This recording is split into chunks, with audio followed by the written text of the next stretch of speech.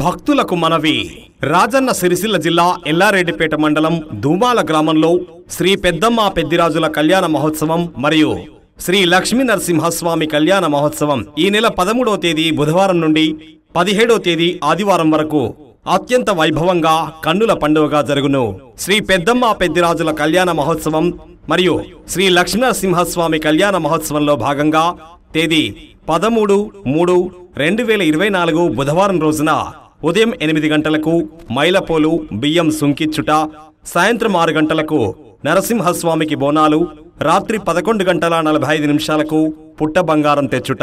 తేదీ 14/3/2024 గురువారం రోజున ఉదయం 4 గంటలకు శ్రీ లక్ష్మీ నరసింహస్వామి కళ్యాణోత్సవం, ఉదయం 8 గంటలకు నాగవెల్లిపట్నం ఒగ్గు కథా కార్యక్రమం మరియు అన్నదాన కార్యక్రమం. తేదీ 15/3/2024 శుక్రవారం రోజున మధ్యాహ్నం 12 గంటలకు పోచమ్మ బోనాలు తీయుట. 16/3/2024 శనివారం రోజున ఉదయం 9 గంటలకు పుట్టకు ధనిపోయుట, సాయంత్రం 6 గంటలకు పెద్దమ్మ బోనాలు తీయుట, రాత్రి 11:45 పుట్ట బంగారం తెచ్చుట.